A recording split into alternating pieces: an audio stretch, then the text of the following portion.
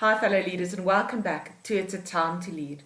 We're in the midst of creating a thinking environment for yourself as well as your team, based on the book of Nancy Klein. Now, if you're like me, you might enjoy a sense of urgency to thrive under pressure or even like a little bit of competition. If this is true for you, today's session might create a little bit of discomfort for you. But please bear with me when I'm going to try to convince you that for an utter thinking environment, you might need to slow things down, create a sense of ease, encourage others to think, and even allow people to express their feelings and emotions. Now, in today's session, that's exactly what we're going to focus on. I'm going to take you through how do you create a sense of ease? How do you create synergy versus competition through encouragement? And how can I allow others to think clearly? Now, some of the key human components subscribed by Nancy Klein is, first of all, to create that sense of ease. Ease creates, urgency destroys. When it comes to helping others to think for themselves, sometimes doing means not doing. And we're going to look into what this truly means for your thinking space as well. David Rock said in his book, How the Brain Works, that the limbic system only needs a little bit of encouragement in order to create thinking within the prefrontal cortex. Now, most of your executive functioning, such as strategic thinking, system thinking, and even decision making, happens in the prefrontal cortex. One can understand this expression of ease creates and urgency destroys. Because if you let the amygdala go into a hijack within your brain by creating too much pressure and too much urgency, you can let the limbic system go and destroy this prefrontal cortex thinking. And that's the last thing you would like to do within your thinking environment. Encouragement. You got this. Competition sometimes stifles encouragement and limits thinking.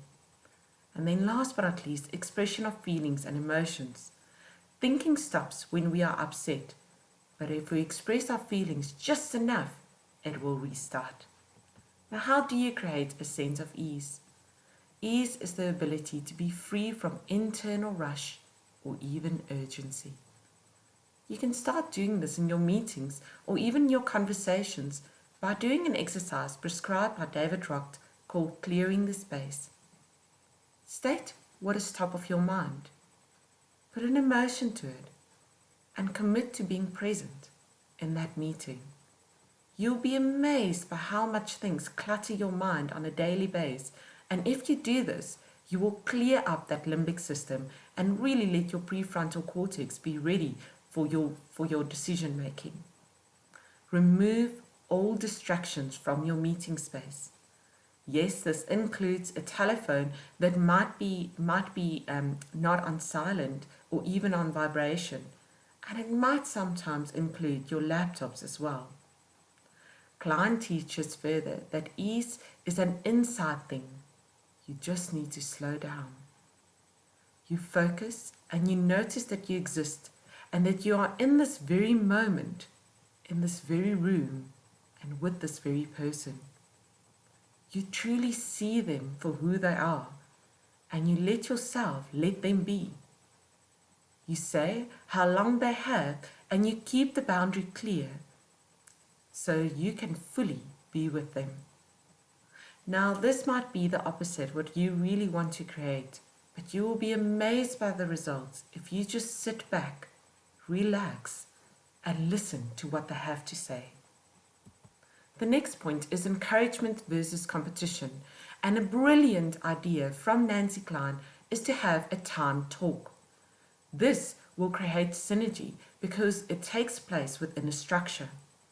Now, how does it work?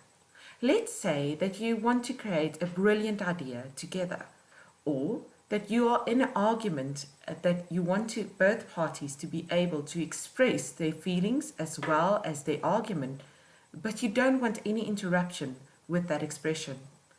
Now, it's very easy. Set your timer for only 3 minutes.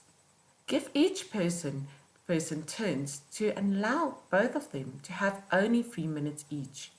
Take as many turns as you need to resolve this specific issue and come up with creative ideas together.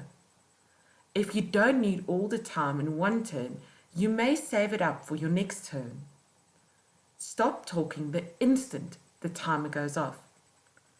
The thinker needs to feel encouraged by the listener without smelling any competition or envy. Champion that person as a thinker by really giving clear attention and listening with them with full focus. Be selflessly thrilled to the quality of their ideas whilst they're expressing it. Try it, it really works. And then, of course, allowing emotions or feelings to be expressed. Allow the space for the thinker to express their current feelings or emotions as they have their turn to talk. Assist others to help them by labeling the emotion. For example, what is the emotion you're experiencing right now? They might be upset, frustrated, or even angry with you or with the idea. Let them express it. If you don't, that's once again not going to allow them the space to go to the prefrontal cortex and really come up with these creative ideas or even decisions. Use the BFC statement, the behavior, feeling or emotions, and consequence statement, when you need to express how the behavior of others might have impacted you.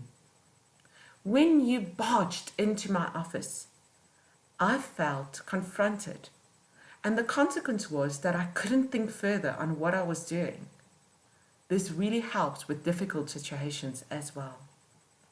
So go out, create thinkers through being at ease, encouraging others, and allowing them the space to truly express their emotions. Enjoy your thinking environment.